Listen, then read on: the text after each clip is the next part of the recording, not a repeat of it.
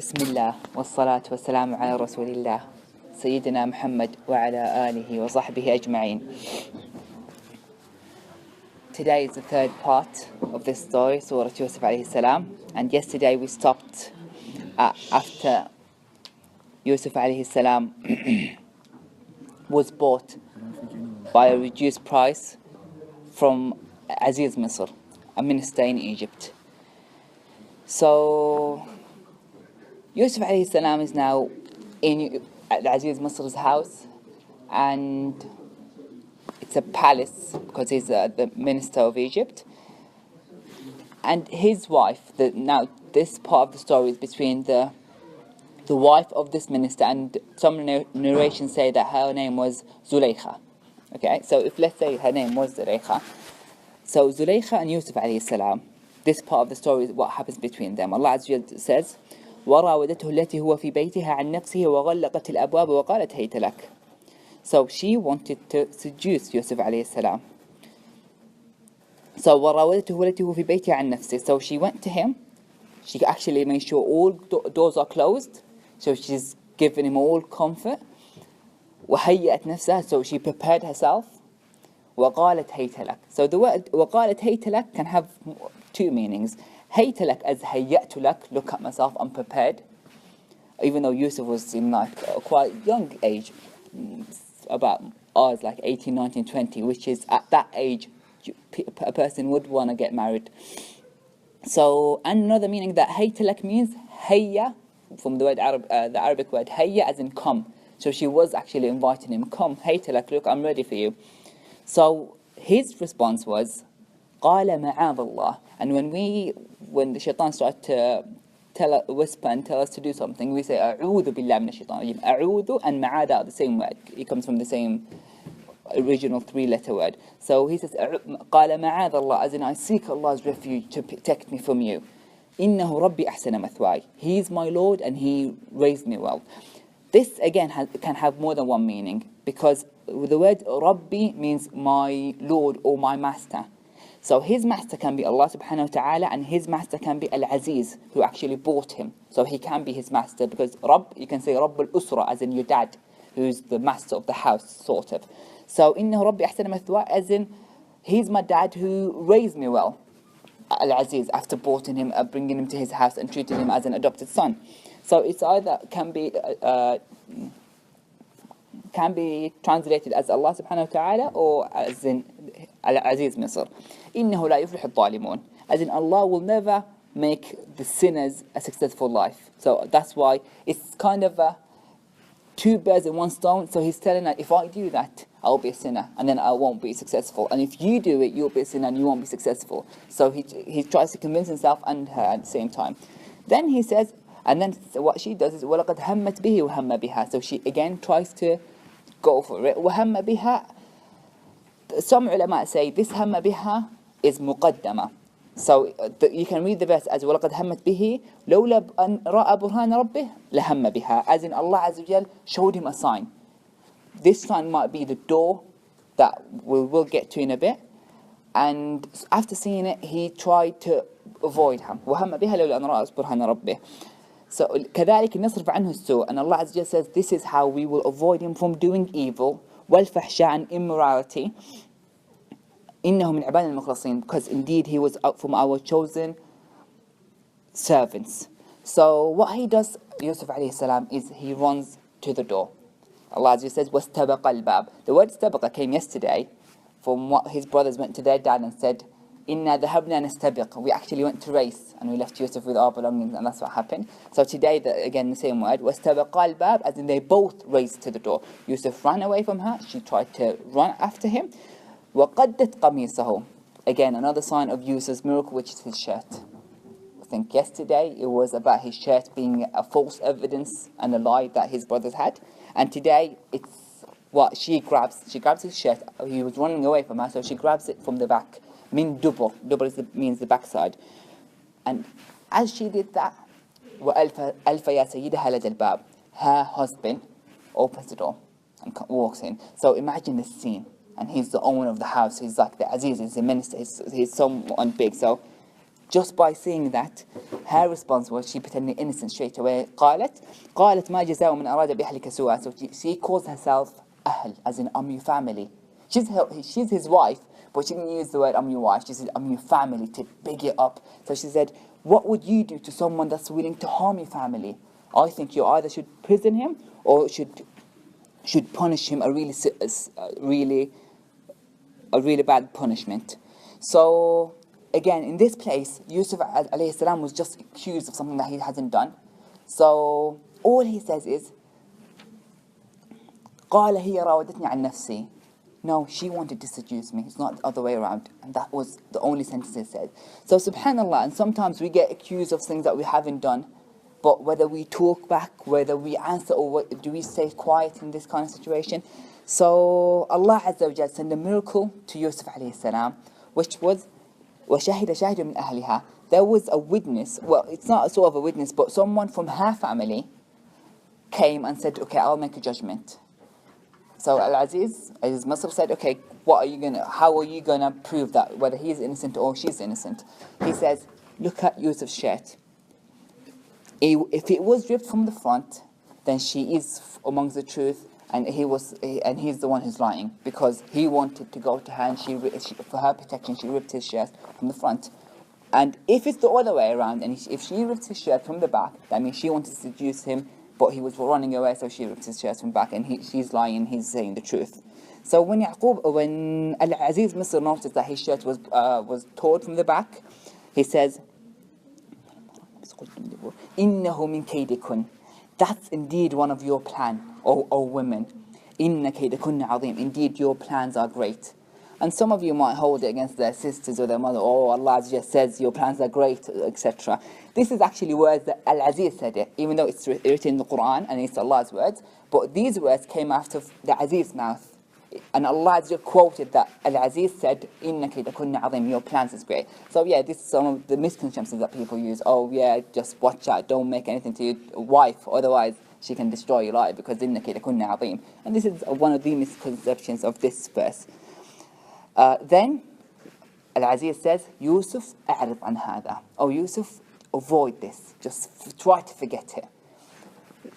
Yusuf, أعرض عن هذا واستغفري لذنبك. And he says to his wife, you should repent. You should ask for forgiveness. Indeed, you are amongst the sinners, because of what she wanted to do.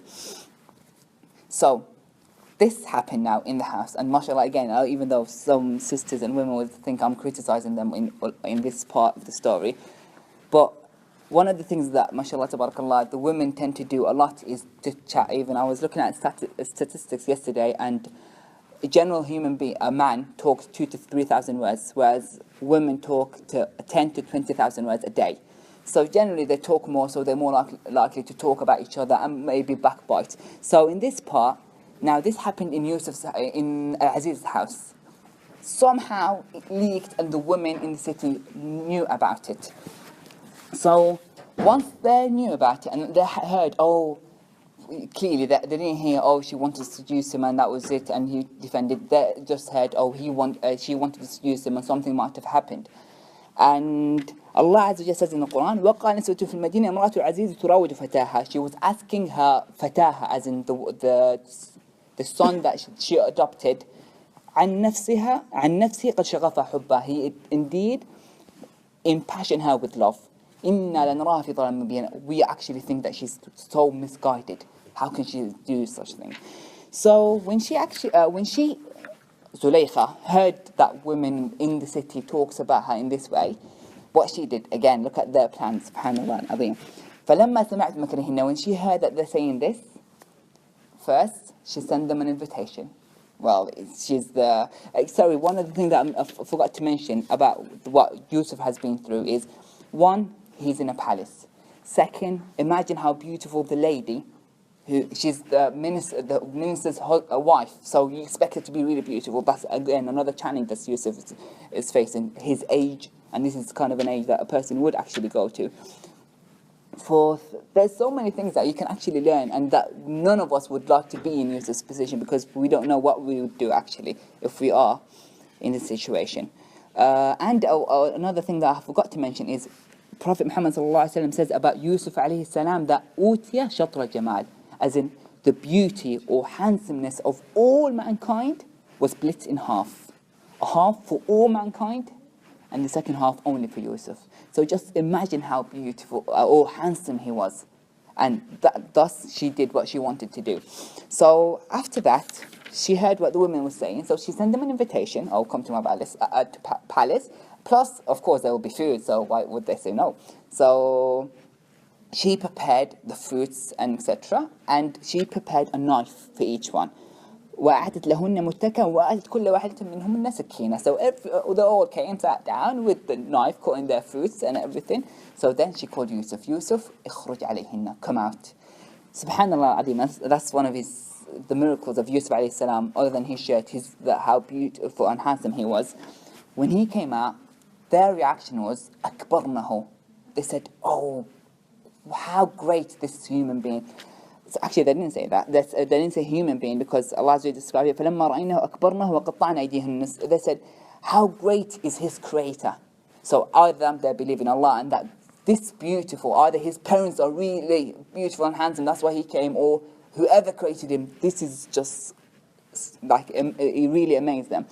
So as they were saying that and looking at Yusuf, they were so dazzled that they start cutting their hands. Allah Azza says, وَقَطَّعْنَ أَيْدِيهُنَّ. Not وَقَطَعْنَ. قَطَعْنَ means cut. قَطَّعْنَ is a bit of emphasizing on what they were doing. So imagine how mentally they weren't feeling that they were actually chopping their hands. Whether they did cut their hands or finger, or it wasn't mentioned in the Quran, but they did actually harm themselves without feeling, because their mind was all into how beautiful Yusuf alayhi salam was. And they say, Haja lillah, this, wow, how great Allah is. This cannot be human. This, what we are looking at, he's not a human. In hada illa malakun kareem. He's definitely a noble angel. They actually lifted him from human being to an angel. That's how dazzled they were of his beauty and handsomeness, subhanallah. So, again, this is the time where Zulaykha comes into play. And she's like, so now you blame me? Look how beautiful he was. So you kind of feel sympathy for what she was planning to do. قالت فذلكن الذي لمتنني فيه ولقد راودته عن نفسه. So all I did is I actually invited him to seduce me. فاستعصم, and he totally refused. ولئن لم يفعل ما أمره ولئن لم يفعل ما أمره. So, and if he doesn't do what I want him to do, because again she's kind of his mother, or he'll either go to prison, or he will be actually from those who are neglected and people will always look down at, because people will start talking and saying, oh, he actually wanted to seduce the minister's wife, but then they kicked him out of the house. So people will have that bad thought about him. So it's either he actually goes for it, or I'll put him in prison and all people will look down at him. So Yusuf alayhi salam, and again this Prophet Muhammad sallallahu alayhi wa sallam says about Yusuf alayhi salam, that's what we should choose our prayers. Yusuf alayhi salam in this instance raise his hand and say, قَالَ رَبِّ السِّجْنُ أَحَبُّ إِلَيَّ. Oh Allah, I'd rather go to prison than to do what they want me to do. He preferred the sijn. And Prophet Muhammad sallallahu alayhi wa sallam says, Yusuf, my brother, as in they are prophets, he said, if my brother Yusuf alayhi salam has chosen his words and didn't say, oh Allah, I would rather go to prison, he wouldn't. If he said, oh Allah, I would rather go to his dad or to my dad, or etc., Allah accepts his prayers. But he said, I would rather go to the prison, so Allah Azza wa Jalla took him after this to prison. So قال رب السجن أحب إلي مما يدعونني إليه.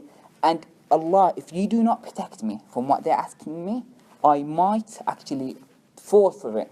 وأكون من الجاهلين, and be ignorant, because Allah protect him first time, but he doesn't know whether, well, now more than one woman knows about him, so anything might happen. So he was worried of his iman. Look at the state of iman he's in.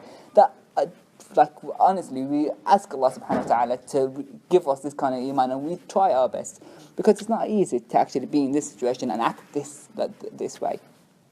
So after he asked Allah he preferred the sijn, Allah Azza wa Jal says, فَاسْتَجَابَ لَهُ رَبُّهُ. Allah Azza wa Jal indeed answered his prayers, and so he went to prison and avoided him from their inviting him to seduce them. إِنَّهُ سَمِيعٌ عَلِيمٌ. Indeed, Allah subhanahu wa ta'ala is all hearing and all knowing. ثُمَّ بَدَى لَهُم مِّن بَعْدِ مَا رَأُوا الْآيَاتِ لَيَسْجُنُنَّهُ حَتَّى حِينٍ. So from this, this is like the final bit of this story I will talk about. After that, especially the Aziz thought, if I actually leave Yusuf, whether in my house or in the city, again, women know about him now, so I have to isolate him somehow. Otherwise, it will cause more corruption, and yes, he might actually go for it, or even his wife. So Aziz was worried himself, even though he's like a father for him now. So he thought, okay, going to prison is better, because if he does go to prison a year or two, the women would forget about him, and then even if he comes out, it's fine. And this actually links to a story of Umar bin Khattab radiallahu anhu. Umar bin Khattab's night was cut to three parts. So let's say the night is 12 hours, he'll do 4, 4, 4. One of the 4 he'll sleep in, the second 4 he will be Qiyam al-Layl and he will be praying, and the third third, so this is the first 2 thirds, and the third he will actually go, as in he was the Amir al-Mu'mineen, that's after Prophet Muhammad, after Abu Bakr radiallahu anhu. He used to go outside and check the city of Medina al-Munawwara. So one of the incidents that he's been through is, and I really like, I actually would dedicate a whole day for it, but I'll just mention it now. Once he was walking around, and in the olden days, some of the houses did not have a roof, others you can actually get close to the wall, it's not plastered or anything, you can see through what's inside. So as he was walking once, he heard a conversation between a daughter and her mother. So their income is from a cow they have.